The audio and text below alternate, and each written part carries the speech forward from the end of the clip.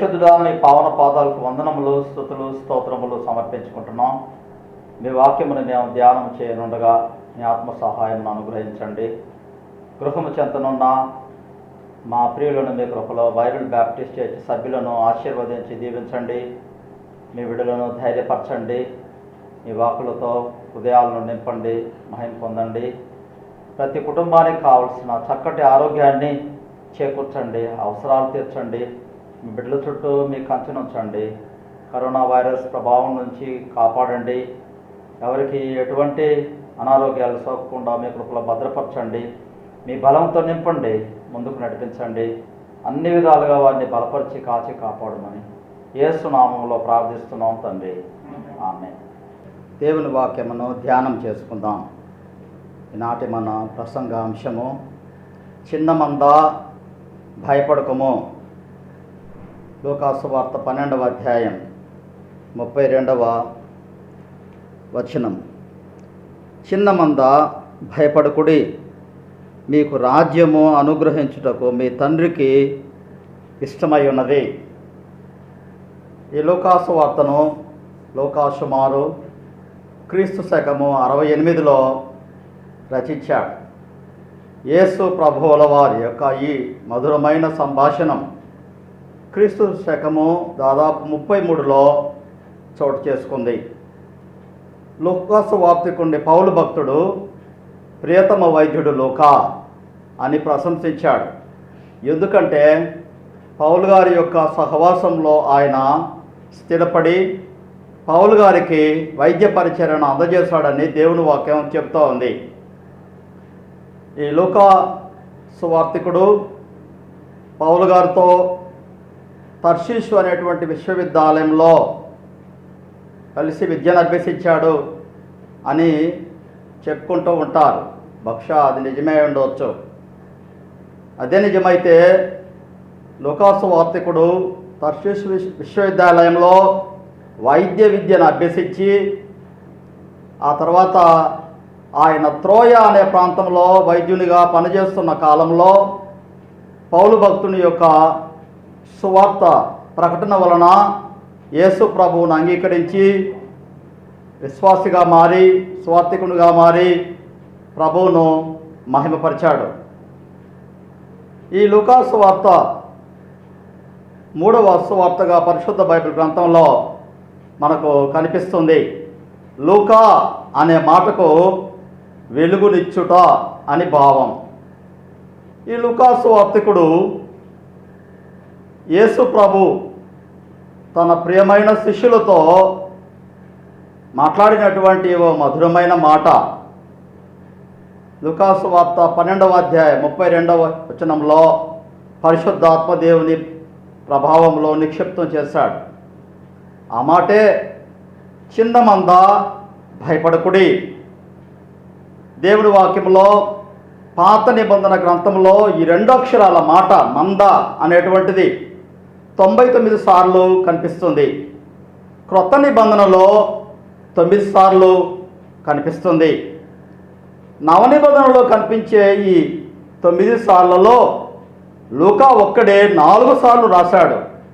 ఎలా అంటే లూకాసు వార్త 2వ అధ్యాయం 8వ వచనంలో వారు ఆ దేశంలో పొలంలో ఉండి ఆ గొర్రెల కాపరులు రాత్రివేళ తమ మందను కాచుకొనుచుండగా అంటూ గొర్రెల మందను ఆయన చక్కటి చిత్రపటంగా చూపించాడు. యేసుక్రీస్తు ప్రభు యొక్క జన్మను గురించి రచన చేసినటువంటి 4 సువార్తికుల్లో చాలా అందమైన రీతిలో ఒక సజీవ చిత్రం పుట్టిపడేలా రచన చేసినటువంటి వారు లూకాసు వార్తికుడు. మంద అనేటువంటి ఈ చిత్రపటం ఆధ్యాత్మికంగా బహు అందమైనటువంటిది. 2వ పర్యాయం లూకాసు వార్తికుడు మంద అనే మాటను లూకాసు వార్త 12వ అధ్యాయం 32వ వచనంలో రాశాడు. 3వ పర్యాయం లూకాసు వార్తికుడు మంద అనే మాటను తన 2వ గ్రంథమైన అపోస్తుల కార్యములు 20వ అధ్యాయం 28వ వచనంలో రాశాడు. అక్కడే 29వ వచనంలో కూడా రాశాడు. 4 పర్యాయాలు రాశాడు. యేసు ప్రభువు చిన్న మంద భయపడకుడి అని తన శిష్యులతో చెప్తున్నాడు.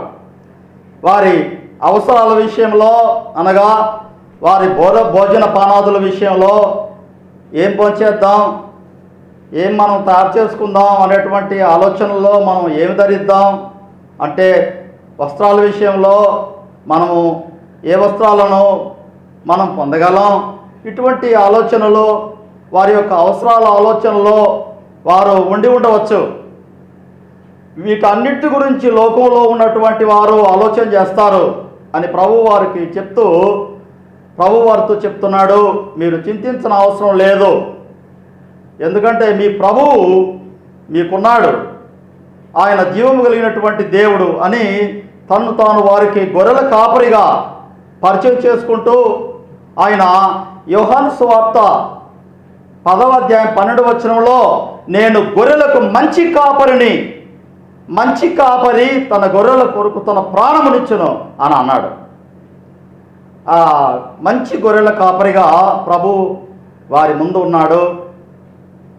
వారందరూ కూడా అన్ని విడిచిపెట్టి సర్వస్వం విడిచిపెట్టి యేసు ప్రభువును వెంబడించడానికి ముందడుగు వేసినటువంటి వారు యేసు ప్రభు ఎదుటున్నప్పుడు ప్రభు వారిని చూస్తున్నాడు.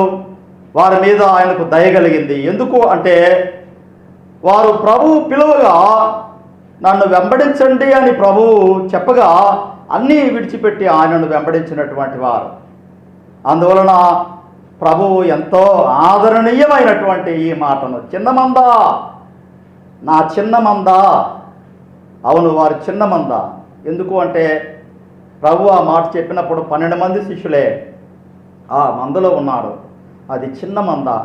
ప్రియమైన దేవుని బిడ్డలారా, ఒక పెద్ద మంద 6 లక్షల కంటే ఎక్కువైనటువంటి మంద, ఆ మందను దేవుడు నడిపించాడు అని బైబిల్ గ్రంథంలో దేవుడు సెలవిచ్చాడు. పాత నిబంధన గ్రంథంలో కీర్తనలు 78:52లో ఒకడు మందను నడిపించినట్లు ఆయన తన ప్రజలను అరణ్యంలో నడిపించును. ఆ గొప్ప మందను ప్రభువు అరణ్యంలో నడిపించాడు.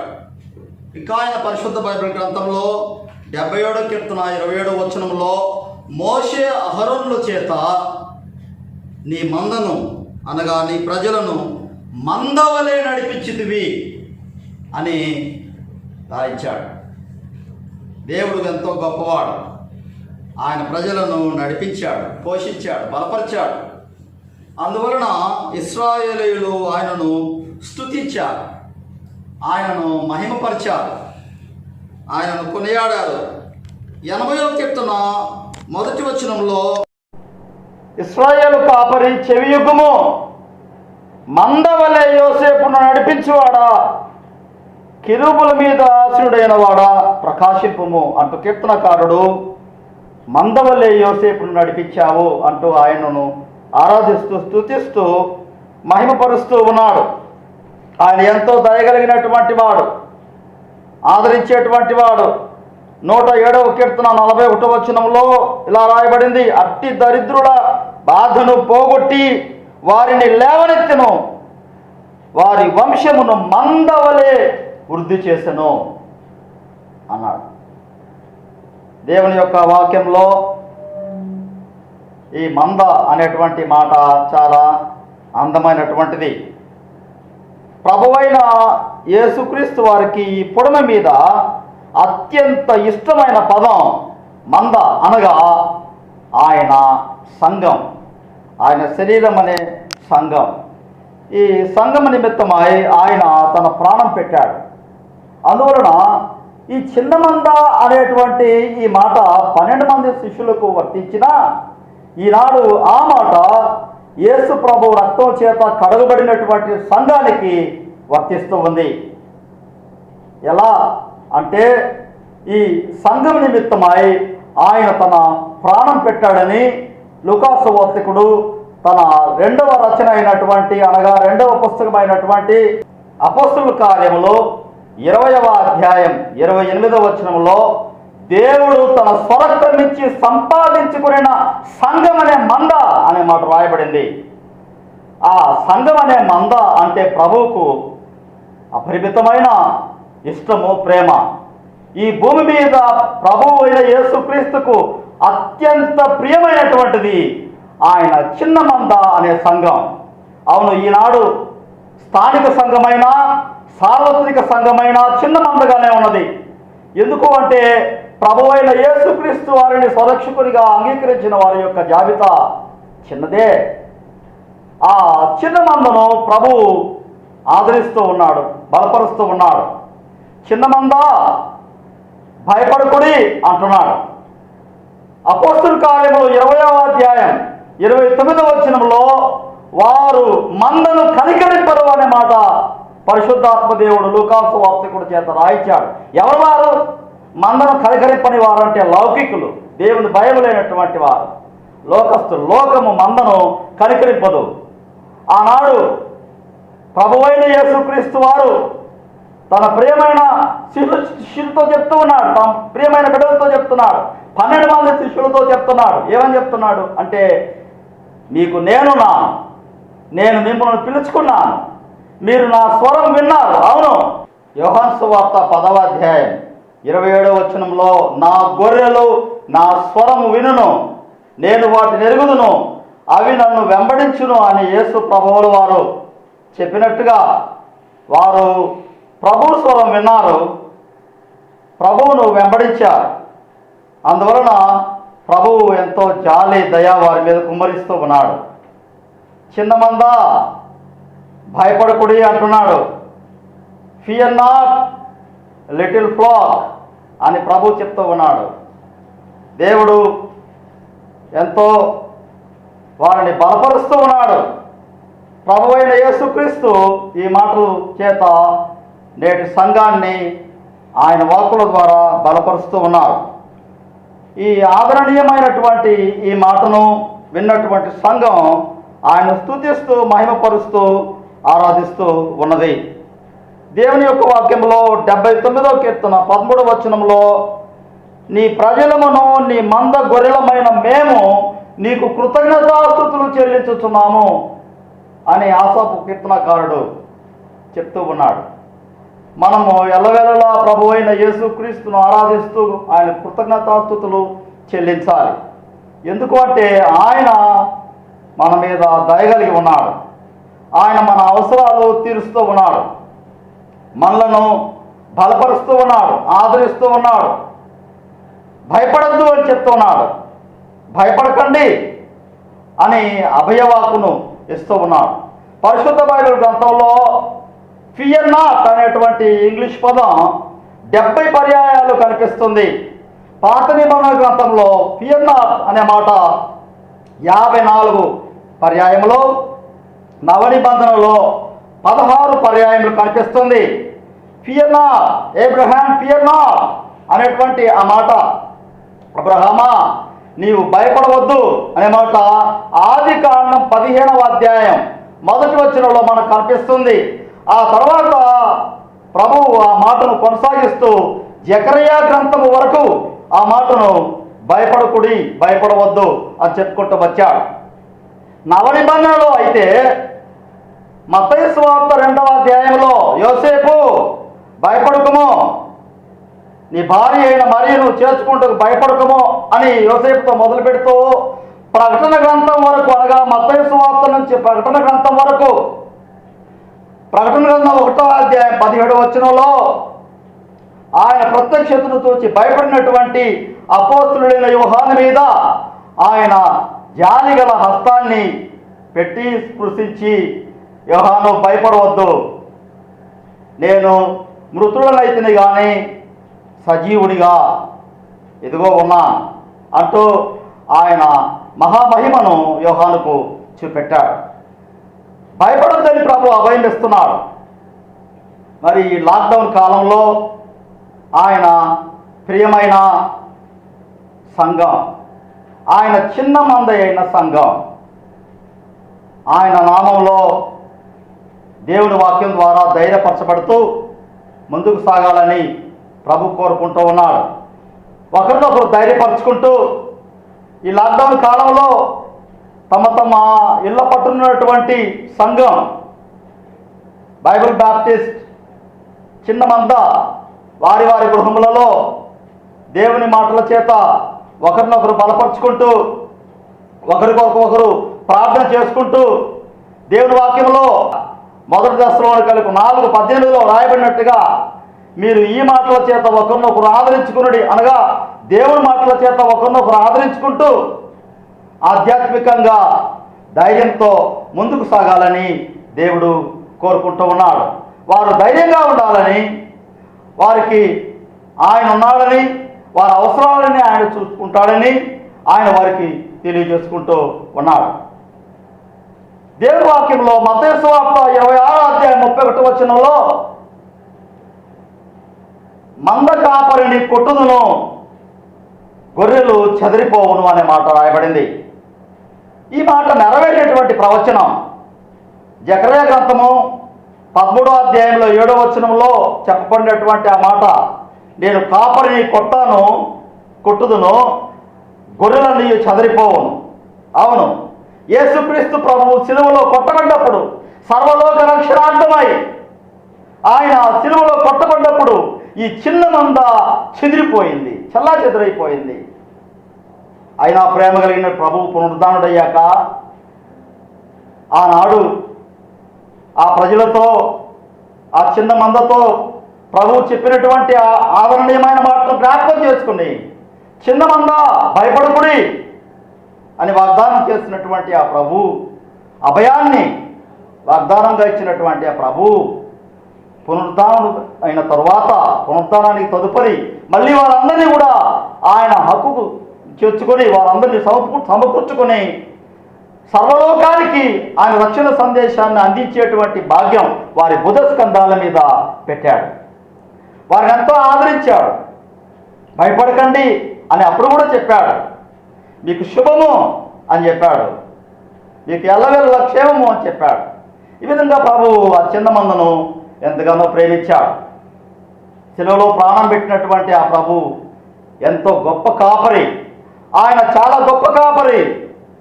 ఆయన అన్నాడు, నేను గొర్రెలకు మంచి కాపరిని. యోహాను సువార్త 10:12 మంచి కాపరి తన గొర్రెల నిమిత్తమై తన ప్రాణం పెట్టున్నాను అన్నాడు. ఆ మంచి కాపరి అయినటువంటి యేసు ప్రభువు ఈనాడు నవనిబంధన సంఘానికి, అది స్థానిక సంఘమైన సార్వత్రిక సంఘమైన సంఘానికి ఆయన కాపరిగా ఉన్నాడు. ఇటు భౌతికంగా అటు ఆధ్యాత్మికంగా పోషించేటువంటి కాపరిగా ఉన్నాడు. ఆయన శాంతికరమైన జలముల యొద్ద ఈ సంఘమనే మందాన్ని నడిపించే కాపరిగా ఉన్నాడు అని కాపరి కీర్తన 23వ కీర్తన 3వ రాయించాడు. శాంతికరమైన జలముల యొద్ద ఆయన నన్ను నడిపించుచున్నాడు అని రాయించాడు. నా ప్రాణమునకు సేద తీర్చుచున్నాడు, తన నామమును బట్టి నీతి మార్గములలో నన్ను నడిపించుచున్నాడు అని రాయించాడు. 2వ పచ్చిక గల చోట్ల ఆయన నన్ను పరుండ చేయుచున్నాడు, అనగా పచ్చికను తన యొక్క చిన్న మందకు ఆ కాపరి అందజేస్తూ ఉన్నాడు, పచ్చిక ఉన్న చోట నడిపిస్తూ ఉన్నాడు. అందుకే ఆయన కాపరి అని పిలువబడ్డాడు. ఆ మంచి కాపరి సంఘము నిమిత్తమై తన ప్రాణం పెట్టిన కాపరి కనుక ఆ సంఘమును ఆయన ప్రేమిస్తూ, ఆ సంఘానికి శిరస్సుగా ఉంటూ, ఆ సంఘాన్ని బలపరుస్తూ ఆదరిస్తూ ముందుకు నడిపిస్తూ ఉన్నాడు.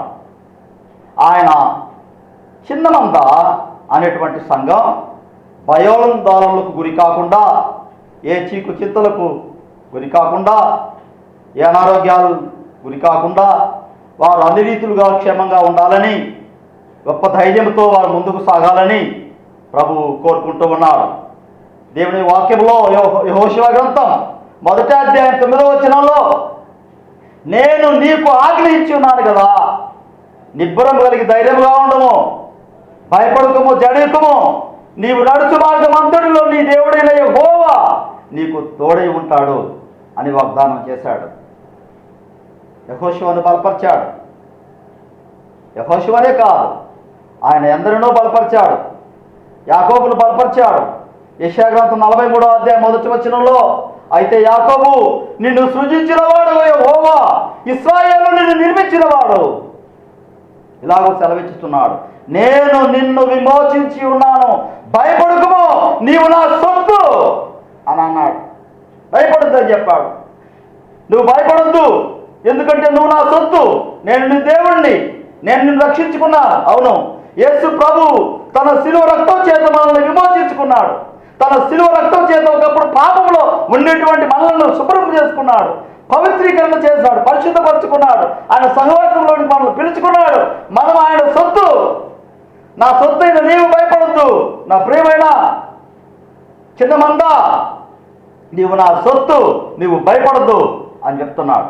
అవును, దేవుని యొక్క వాక్యంలో 1 కొరింథీ పత్రిక 6వ అధ్యాయం చివరి వచనం అనగా 20వ వచనంలో, మీరు మీ సొత్తు కాదు, మీరు విలువ పెట్టి కొనబడినటువంటి వారు, మీరు ప్రభువైన యేసుక్రీస్తు సొత్తు అని పౌలు భక్తుడు కొరింథీ సంఘాన్ని గుర్తు చేశాడు.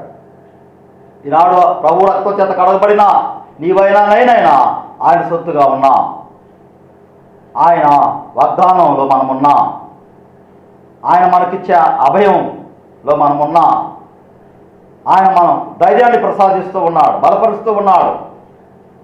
ఆయన నామంలో మనం ధైర్యవంతులంగా సాగాలని ప్రభువు కోరుకుంటూ ఉన్నాడు. కనుక మనము దేవుని వాక్యం ద్వారా, ప్రభు అయిన యేసుక్రీస్తు మాటల ద్వారా ధైర్యాన్ని మన జీవితంలో పుణికిపుచ్చుకొని, దేవుని మాట ద్వారా ధైర్యాన్ని మనం రెట్టింపు చేసుకొని మన జీవితంలో ముందుకు సాగాలని ప్రభువు కోరుకుంటూ ఉన్నాడు. నేను మీకున్నాను, మీకు ఎలాంటి భయం అవసరం లేదు, నేను మీ విషయమై జాగ్రత్త తీసుకుంటూ ఉన్నాను అని ప్రభువు వారికి గుర్తు చేస్తూ ఉన్నాడు. మీకేం కావాలో నాకు తెలుసు, వాటిని నేను మీకు ప్రసాదిస్తాను అని ప్రభు చెప్తున్నాడు. అవును, ప్రభు ప్రసాదించేటువంటి దేవుడు, అన్నిటిని అనుగ్రహించే దేవుడు, ఆయన సకల జీవరాశులను పోషించేటువంటి పోషకుడు. ఆయన మనల్ని పోషిస్తూ ఉన్నాడు, మనల్ని బలపరుస్తూ ఉన్నాడు, మనల్ని నడిపిస్తూ ఉన్నాడు. దేవుని యొక్క వాక్యంలో ఆయన పోషణ ఎంతో గొప్పగా ఉన్నది. 111వ కీర్తన 5వ వచనంలో, తన యందు భయభక్తులు గల వారికి ఆయన ఆహారం ఇచ్చి ఉన్నాడు అంటాడు. అవును, దేవుడు ఎంతో కృప కలిగినటువంటి వాడు.